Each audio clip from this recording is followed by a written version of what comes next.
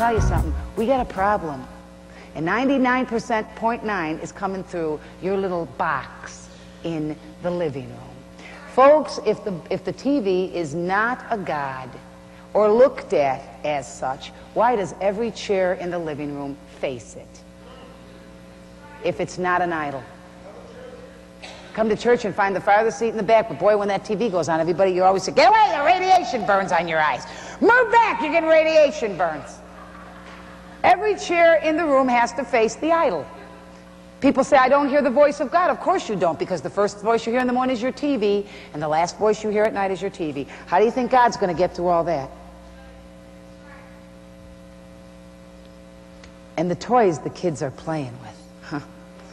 The toys. X-Men!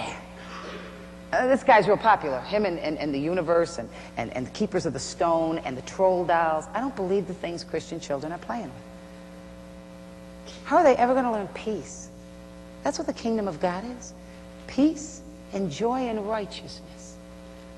These things will never, ever make it. X-Man. Check this guy out now. Wolverine is the X-Man's greatest fighter, a master of all forms of hand-to-hand combat. I only know one master. His name's Jesus Christ. Has a fearsome secret weapon, razor sharp retractable claws that can slice through anything.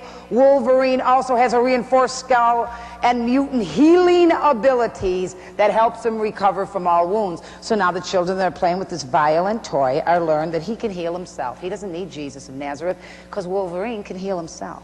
His claws come out, and if anybody gives you a hard time, just get those claws out and cut them to shreds. Go for the jugular. Or take one of your nunchucks and hit him in the throat from your Ninja Turtle toys. Or give him a swift hit to the jugular, and that'll put him down. Or go and meditate to the ooze, and maybe that'll give you power through that rat so that you can have power over your enemies. Or turn on the Smurfs and learn how to do magic. Or watch one of your Disney things and learn that magic and sorcery and mysticism is an everyday life. And then we wonder why we got problems with our kids. God help us all. The toys.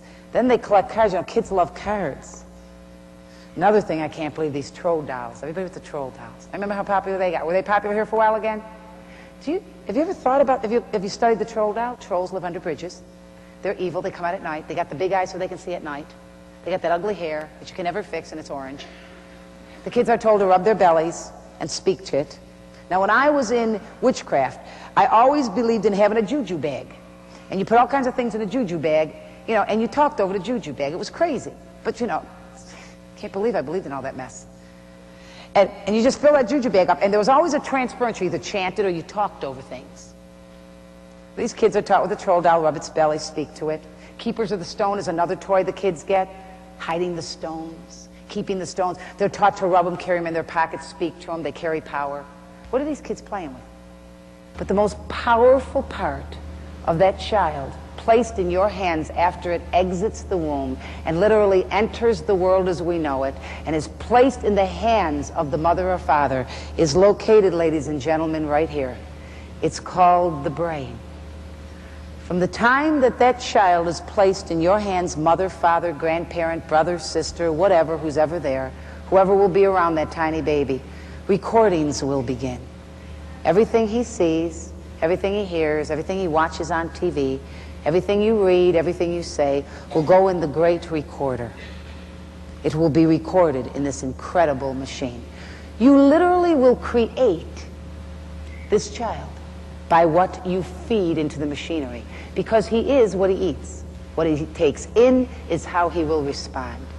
By the time that child reaches the age of accountability, you will have formed him by your deposits, by your recordings. What have you recorded, ladies and gentlemen?